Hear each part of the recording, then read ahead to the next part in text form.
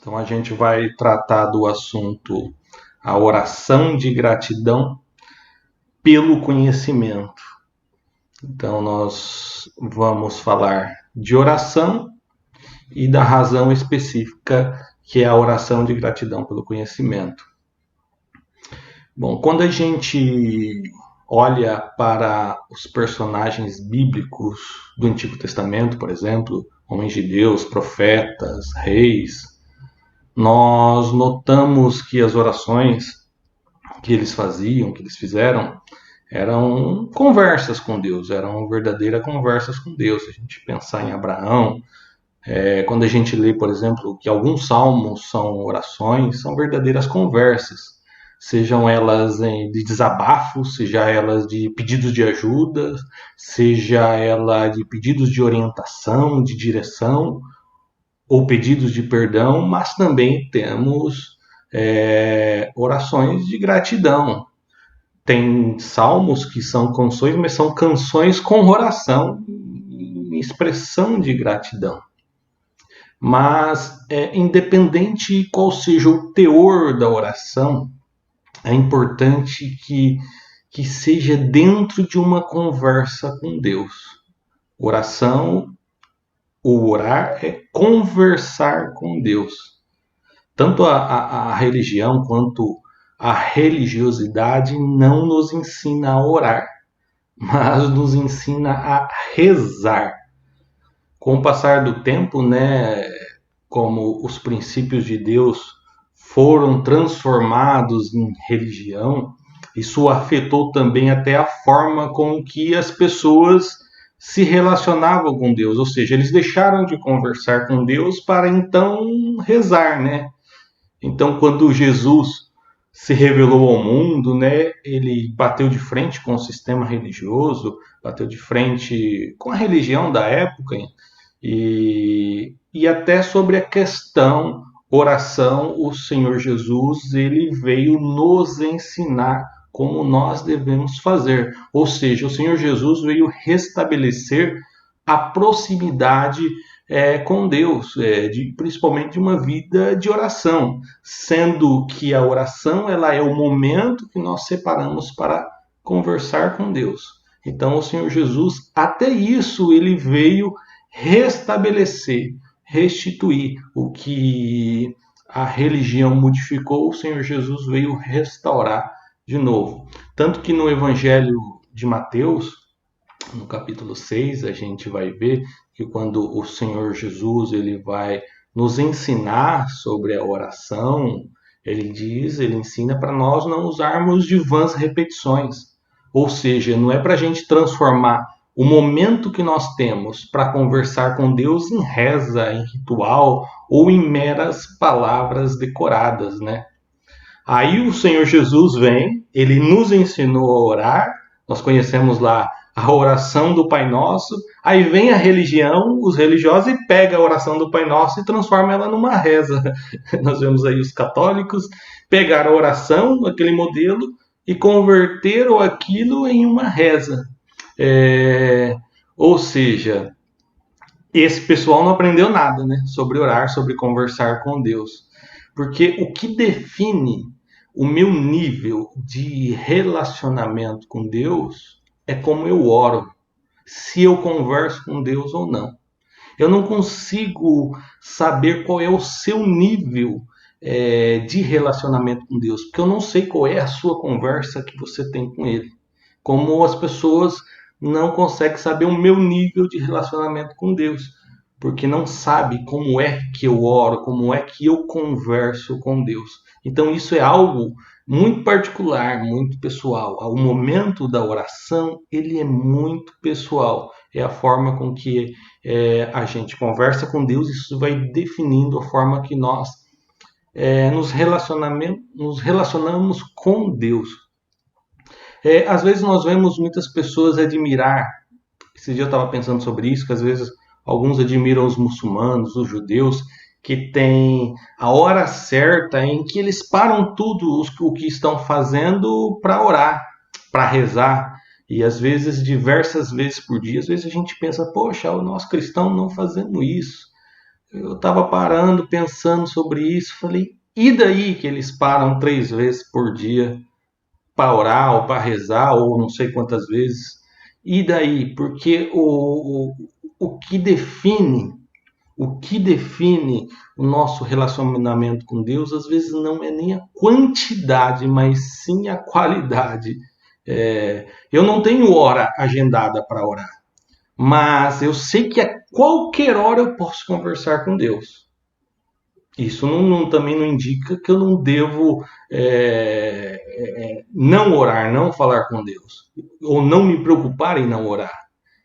Pelo contrário, eu tenho que estar pronto para falar com Deus, ou seja, para orar a qualquer hora. Porque o Senhor Jesus, ele nos deu essa liberdade.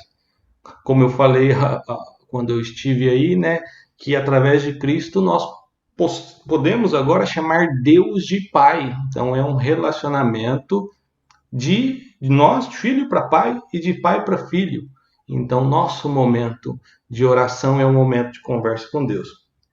Aí na lição tem Efésios 6,18, que está escrito assim: orando em todo tempo, com toda oração e súplica no Espírito, e vigiando nisto com toda perseverança e súplica por todos os santos. Nós temos aí como a verdade aplicada: pela oração nos comunicamos com Deus e cultivamos o necessário contato com o nosso Senhor para a nossa constante edificação. Nós temos aqui um objetivo de ensinar os fatores que nos motivam a orar, mostrar a importância de uma vida de oração e explicar aqui os objetivos da oração. Nós temos aqui um texto de referência que está em Efésios no capítulo 1, do verso 15 ao verso 18. Diz assim: pelo que, ouvindo eu também a fé que entre vós há no Senhor Jesus, e a vossa caridade para com todos os santos,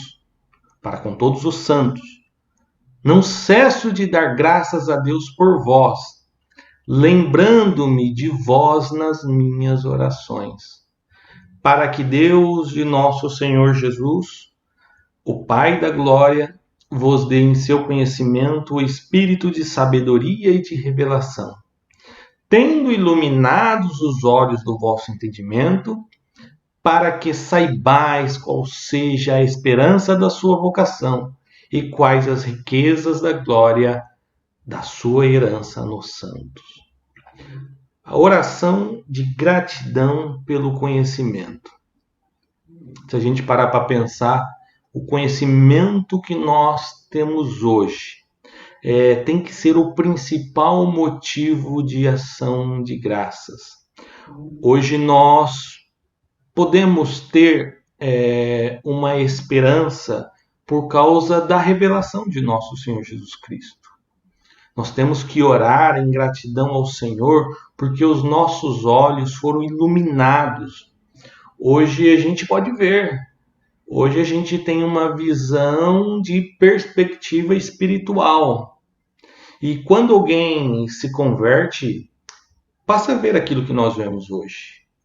Por isso que a Bíblia fala que quando um pecador se arrepende, há festa no céu. Porque ele está vendo, agora ele passa a ter uma visão da revelação do Senhor. Por isso que este conhecimento que nós temos hoje é o principal motivo de ação de graças. Por isso que nós temos que sempre orar, e quando nós falarmos com Deus, nós temos que agradecer a Ele por tudo isso que Ele nos revelou. Isso é de suma importância, porque hoje nós temos esperança de uma vida vindoura, de uma vida eterna, e não há razão mais para tristezas, porque os nossos pecados foram levados na cruz por intermédio do nosso Senhor Jesus. Ponto 1. Fatores que nos motivam a orar. para que mais pessoas ouçam a mensagem de Cristo, do amor de Deus, através da igreja. A oração vinda de um coração alegre, quando nós ocupamos com que a graça de Deus opera na vida dos santos, temos sempre muitos motivos para dar graças. A oração feita aqui vai além da devoção ou compromisso. Ela exprime a alegria de um coração agradecido por ver um povo de bem com Deus. A fé exercida pelos santos. A vida religiosa e comercial de Éfeso girava em torno da adoração àquela divindade pagã. A cidade, cultuava a deusa Ártemis ou Diana, a deusa da fertilidade, que era representada por uma figura feminina com muitos seios. Mesmo em meio a essa pressão idólatra, os crentes de Éfeso se mantinham inabaláveis e fiéis ao evangelho que havia recebido. Isso pode conferir lá em Efésios, no capítulo 1, no verso 15. Hoje nós vivemos num contexto parecido. Nós estamos rodeados de idolatrias. E hoje aquilo que tem mais consumido as mídias sociais, está infestado na televisão, a pregação das ideologias desse mundo que são contrárias ao Evangelho, que são contrárias à palavra de Deus. Porém, vamos dizer assim, isso não pode ofuscar a luz de Cristo que está em mim, que está em você. Você pode, vamos imaginar que você esteja num gigante cômodo escuro. Imagina um quarto totalmente escuro, sem luz, num apagão. Mas se você acender uma simples vela, ali será o único ponto de destaque. E é o único ponto que é possível ver à volta. Talvez nós, não, com a luz que está em nós, talvez a gente não consiga clarear o mundo inteiro com as nossas ações, com as nossas atitudes.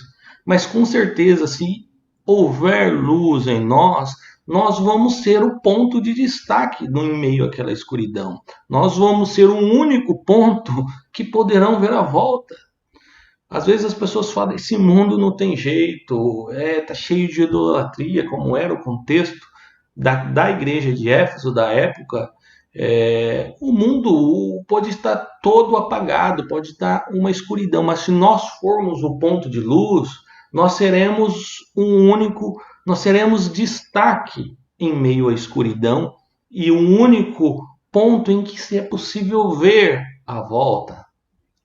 Então, a gente não pode desmotivar em fazer o trabalho que nós temos que fazer como cristão, em pregar o evangelho, anunciar, porque as idolatrias são grandes, as dificuldades são grandes, essa pregação dessas ideologias malditas estão aí com toda a força. A gente não pode perder o brilho e nem temer a isso, mas continuar orando, pedindo a Deus o fortalecimento para nós sempre manifestar a luz do Senhor que está em nós. 1.3. O testemunho dos santos. Esta igreja destacou-se por sua fé e seu amor. O amor não era para essas pessoas simplesmente um tema, um rótulo. Os cristãos daquela congregação expressaram um amor verdadeiro, baseado em sua fé no Senhor Jesus. A luz de Cristo brilha em você. E quando você testemunha através de expressão de amor. Qual que é a forma que essa luz que eu comentei vai brilhar de você?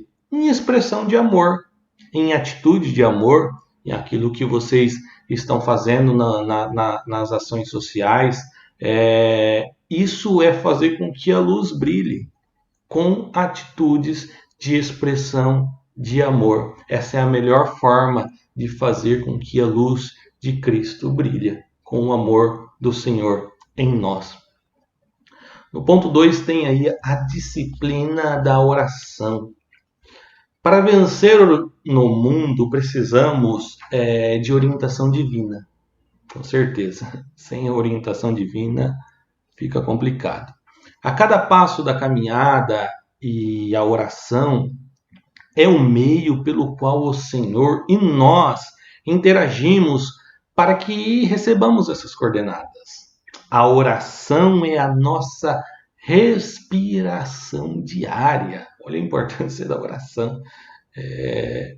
Para exercê-la e sobrevivermos, devemos ser responsáveis. Aí vai dar o texto de Romanos 12, no verso 12, que diz assim: alegrai-vos na esperança, sede pacientes na tribulação e perseverai na oração. A intercessão.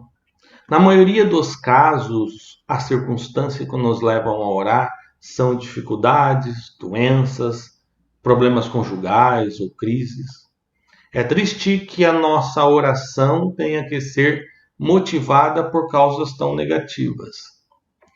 Interceder é não orar para si, é conversar com Deus em favor de outros. E isso é um dever de todos cristãos. Realmente é fato que o que nos leva, na maioria das vezes, a dobrar os nossos joelhos são as nossas dificuldades. Porém, nós somos humanos e todos nós temos as nossas dificuldades, nós temos algum problema. E muitas vezes nós oramos para pedir e não oramos para agradecer. E às vezes nós não agradecemos nem por uma solução de um problema qual o Senhor nos deu. Pois, como nós temos às vezes, nós olhamos mais para os problemas do que para a solução dos problemas, nós só vamos pedir a solução para Deus. E não olhamos que Deus resolveu um problema que já ficou para trás. Deus resolve um outro problema e ficou para trás. E às vezes a gente nem agradece o livramento que Deus deu de algo para nós. Às vezes a gente esquece porque a gente já está olhando para o outro problema. Então é importante a oração de gratidão. Às vezes quando a gente ora agradecendo a Deus porque Ele nos solucionou um problema em uma área da vida, talvez aquela oração de gratidão vai nos fortalecer a vencer um outro problema de uma outra área da vida. Por isso que é importante a oração de gratidão, não só a oração de pedido, que fica assim uma oração mais de desespero. E também quando a gente foca só em orar pelos nossos problemas, faz com que nós nos esquecemos de orar pelo nosso próximo, né? Pelos cristãos em geral, como a própria Bíblia diz, pelos domésticos da fé ou pelos santos. Eu tento muito, todas as vezes na minha oração, orar pela igreja perseguida, pelos nossos irmãos, que muitos acabam sendo mortos por amor ao Evangelho, por não negarem a fé. Uma intercessão nossa daqui, orando para aqueles irmãos que a gente lá na Eritreia, preso em containers, por ser cristão, em países comunistas, na Coreia do Norte, em países de regime muçulmanos, são perseguidos e são mortos por defender a fé cristã. E às vezes, se a gente orar aqui intercedendo, a gente não vai ver, mas de repente a gente está livrando alguém da morte. Eu já vi, quem lê, acompanha o site do Portas Abertas, eu já li muitos testemunhos de irmãos que teve um livramento, conseguiu fugir para outra nação, até para o Brasil já vi casos de irmãs que fugiram, que foram prisioneiras de containers na Eritreia, mas porque alguém orou por ela, Deus deu o livramento. Deus ouviu a intercessão daqueles que oravam, mesmo sem a gente conhecer. Às vezes é importante nós intercedermos pelos cristãos, pelos santos, pela igreja, e principalmente para aqueles que são perseguidos por amor do Evangelho. Então, nós temos sempre que lembrar de interceder em nossas orações. Gratidão e ações de graça 2.2. A relação entre o cristão e a pessoa de Deus, através da oração, já é um grande motivo para darmos graças. Saber que Deus já nos amava mesmo antes de existirmos redunda em ações de graças. Paulo afirma que fomos abençoados com todas as bênçãos. Outra importante razão para sermos agradecidos em todo o tempo. Como a própria Bíblia diz, né? Em tudo dai graças, pois a tribulação, a dificuldade vão passar, e nada disso há de se comparar com a glória em que há de se manifestar. 2.3. Disciplina na oração. O bom cristão geralmente atua de 3 formas em oração: para renovar-se espiritualmente, quando tem uma necessidade pessoal ou quando intercede por alguém. Não tem como a gente conversar com Deus e não nos renovarmos. Se nós não nos renovamos, é porque nós não oramos, e sim rezamos.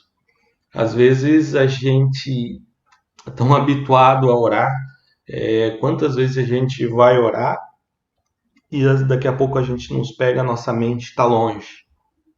A gente está orando, está saindo palavras da nossa boca, mas se a gente parar um pouquinho, a nossa mente está em outro lugar e a nossa mente está falando, ou seja, nós não estamos orando, nós estamos rezando, porque é um mecanismo em nós que habituou, que acostumou, que decorou, e faz com que a gente repita aquelas palavras. Então, de repente, a gente pode separar o tempo, ao invés de orar, rezar, porque a nossa mente não está focada naquela conversa com Deus. Isso pode acontecer com qualquer um de nós, mas a gente vai perceber que nós não sentimos renovação naquele momento, nós não sentimos uma saciação, um preenchimento do Espírito. Às vezes a gente, quando for orar, meu Deus, pedir orar orando, né? Meu Deus, me ajuda a orar, né? O Espírito Santo, intercede aqui, me ajuda aqui para que eu converse com o Senhor, para que eu fale abertamente com Ele, seja sobre a necessidade, seja sobre intercessão, ou seja em gratidão. Vamos conversar com Deus todas as vezes que nós formos orar, para então assim nós nos renovarmos. 3. Objetivo da oração. A intercessão feita por Paulo tinha objetivos a serem alcançados. A finalidade era eles recebessem de Deus o espírito de sabedoria, o espírito de revelação, e que tivessem iluminados os olhos do entendimento. Eu me lembro que quando, eu já até comentei com vocês, que quando eu fazia parte de uma seita, alguém intercedeu por nós durante 10 anos. Então Deus nos livrou de algo, porém alguém intercedia por nós. Alguém intercedeu por nós durante 10 anos. Até que chegou um momento em que o Espírito Santo começou a nos incomodar. Aí eu me lembro que quando eu comecei a sentir o incômodo do Espírito Santo, aí eu comecei a entender o que era orar. E aí eu orava a Deus e pedia sabedoria. Senhor, se tudo aqui está errado, me dê sabedoria. Me dê sabedoria. Alguém intercedia por mim e eu orava pedindo sabedoria. E assim Deus foi me renovando e renovando minha esposa, alguns dos meus irmãos, mas graças a alguém que intercedeu, primeiramente ao Espírito Santo, que causou tudo isso para que nos alcançasse, e em minhas orações eu pedia sabedoria. Aí nós temos aqui o 3.1, o espírito de sabedoria. O apóstolo pede a Deus que os cristãos de Éfeso sejam abençoados com um dom que se refere a uma qualidade de mente ou de alma que se expressa em sabedoria e revelação, produzidas unicamente pela ação do Espírito Santo. Essa sabedoria vem do alto. É a sabedoria que nos permite pensar e tomar decisões que produzam frutos. Ou seja, então, a sabedoria que vem do alto nos permite pensar e tomar decisão que produzam frutos na obra de Deus e faz com que a obra de Deus ela cresça. Às vezes, para a gente saber se as atitudes que nós estamos tomando baseado em nossas decisões, para saber se essa sabedoria veio da parte de Deus, é só olhar para os frutos, olhar para o crescimento. E aí nós vamos percebendo que é Deus que está no negócio, que é Deus que está dando aquela sabedoria. 3.2, espírito de revelação. Na realidade, não se trata de revelações especiais, como as que receberam os profetas, mas sim de todas aquelas verdades de Deus que Ele quer que saibamos e que por sua vontade o Espírito Santo nos irá descortinando pela palavra em um processo contínuo.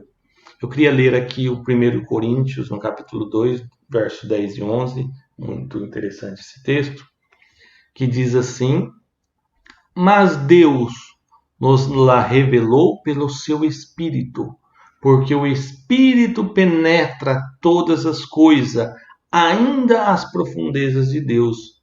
Porque qual dos homens sabe as coisas dos homens, senão pelo Espírito do homem que nele está? Assim também ninguém sabe as coisas de Deus, senão pelo Espírito de Deus. Quando nós falamos de revelar algo para alguém, logo a gente pensa num segredo, ou em algo que está oculto, né? Ou algo que está encoberto e precisa de luz. Então, quando a gente vai falar assim, vou revelar algo, logo nos remete a um segredo. Poxa, revelar algo que ninguém sabe, ou revelar algo que está em oculto ou encoberto, ou revelar algo precisa de luz. Quando Deus nos revela Cristo, isso acontece quando o Espírito Santo nos dá a visão, ou quando o Espírito Santo nos deu a visão, quando Cristo foi revelado a nós. Então nós entendemos realmente quem é Cristo e todo o plano de redenção, todo o plano da graça, isso é porque o Espírito Santo nos deu visão para que a gente conseguisse ver, para que a gente conseguisse enxergar. Quando a gente se converte, quando o Espírito Santo nos manda a luz, a primeira coisa que nós vemos é a nossa nudez, causada pelo nosso pecado. E aí a gente começa a tentar disfarçar com as folhas de figueira, né? O Espírito Santo nos deu luz, nos mostrou o nosso pecado. A gente olha para nós, poxa, estou nu, sou pecador, e aí a gente tenta disfarçar. Lembra lá de Adão? Disfarçar a sua nudez com as folhas de figueira. Mas a única coisa que pode cobrir a nossa nudez é a pele de um cordeiro inocente, que precisou ser morto derramando o seu sangue e assim sim ser possível tapar a nossa vergonha.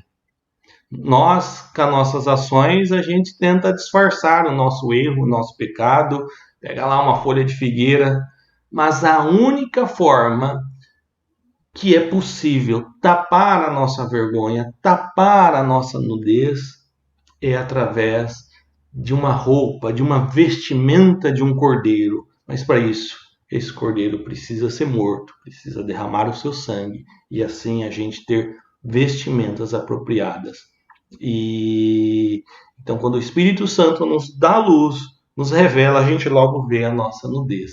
E aí, a partir disso, a gente começa a enxergar o Cordeiro, começa a enxergar Cristo e a necessidade, e é o motivo pelo qual, principalmente, ele precisou derramar o seu sangue, que era justamente cobrir a nossa vergonha. 3.3 Iluminação do entendimento. A natureza caída do homem não lhe permite discernir corretamente as coisas concernentes ao mundo espiritual.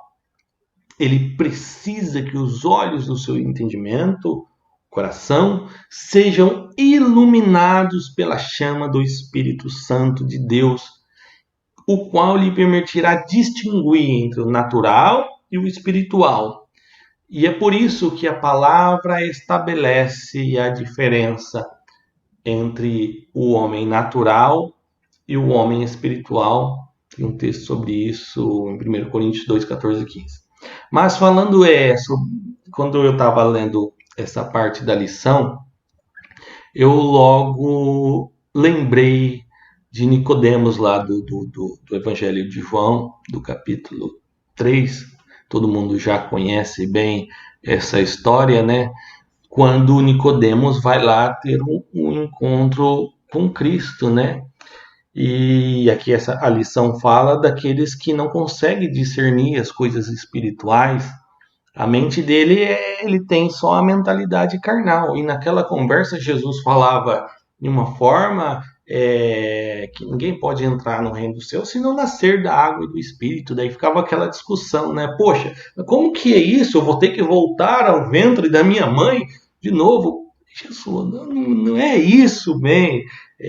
Naquela conversa entre Jesus e Nicodemos, nós percebemos, né, o que é a visão de um homem natural, e Jesus falando em formas espiritual. Por isso que Jesus fala, é necessário nascer da água e do Espírito. Porque senão só vai ter a mente natural, só vai conseguir discernir as coisas de forma natural. Se não nascer da água do Espírito, ou seja, se não nascer de novo, não é possível ter esse discernimento, não é possível ter essa visão, não é possível fazer com que a nossa luz, mesmo em situações tão escuras, a nossa volta, um mundo cheio de pecado, se nós não nascermos de novo, não é possível fazer com que essa luz se destaque em meio à escuridão. Então, por isso que é necessário nascer de novo. E aí está a nossa missão, né? De levar essa luz, de levar esse evangelho, de levar discernimento para as pessoas através do Espírito Santo em que nos habita. Porque aquilo que nós vemos hoje, há muita gente que não vê. E quando você vê algo, que eu costumo dizer assim, e principalmente quando eu posto muitos vídeos no YouTube de mais apologético, porque com direcionamento a membros de seitas, principalmente, e às vezes as pessoas falam assim, por que você não deixa a gente em paz, né? E vai cuidar da sua fé e deixa a nossa fé em paz. Eu costumo dizer, poxa, se você vê uma pessoa caminhando e lá à frente você vê um grande abismo, você vai ver que aquele grupo de pessoas vai cair naquele abismo, e eu sei que aquele caminho está errado, eu não vou avisar, eu vou deixar todo mundo morrer. Por mais que as pessoas falem assim, não, esse é o caminho certo, isso está certo, mas eu sei que lá na frente aquele caminho, o fim daquele caminho é um grande abismo, e o destino vai ser cruel para aquelas pessoas que estão naquele caminho. Então, se eu sei que aquele caminho é errado e leva as pessoas a um grande abismo, eu aviso por amor, eu falo assim, e eu prego o evangelho para membros de seitas, às vezes parece até duras nossas palavras, mas eu falo assim, é por amor, é porque eu quero que vocês não vão por aí, porque esse caminho está errado. Vai por aqui, porque esse caminho é luz. Jesus é o caminho, Jesus é a verdade, Jesus é a vida. E às vezes é esta a nossa missão, levar a luz para que as pessoas vejam que os caminhos que elas estão seguindo, estão trilhando, é errado. Então a gente tem aí, como Igreja de Cristo, este papel. Nós vamos já partir para a conclusão da lição. Eu vou ler já a conclusão e já vou passar a palavra. A conclusão da lição diz assim: o Senhor não somente ouve e responde às petições que fazemos em favor de nossas necessidades, Ele também está pronto a ouvir as nossas intercessões. Então, o nosso desafio com essa lição não é só orar por nós, não é só olhar o nosso umbigo. Vamos começar a olhar de uma forma mais abrangente. Aonde o nosso trabalho como cristão, como evangelista, como igreja não pode alcançar, mas a gente pode interceder. E se a gente intercede, eu acredito que Deus vai arrumar ferramentas e formas para salvar pessoas, para resgatar, sendo nossos irmãos cristãos perseguidos, para dar livramento. E assim como alguém também intercedeu por mim e o Espírito Santo veio fazer obra, nós também vamos interceder por outros para que o Espírito Santo venha resgatar mais pessoas. E orar de gratidão por este conhecimento que nós temos. Olha a riqueza, para pensar, gente, a riqueza que nós temos. Aquilo que nós conhecemos é um tesouro tão grande, a visão que nós temos. Por isso que a Bíblia fala que o único pecado que não há perdão é a blasfêmia contra o Espírito Santo. Porque a pessoa que com essa visão que tem, com esse conhecimento que tem, peca ainda contra o Espírito Santo de forma voluntária, ou seja, a pessoa não está mais cega. A pessoa vê, ela teve a visão e mesmo assim ela apostatou, ela foi contra aquilo que o Espírito Santo iluminou. Então, por isso que nós vamos orar sempre em gratidão pela visão, pelo conhecimento que o Senhor nos deu. Amém?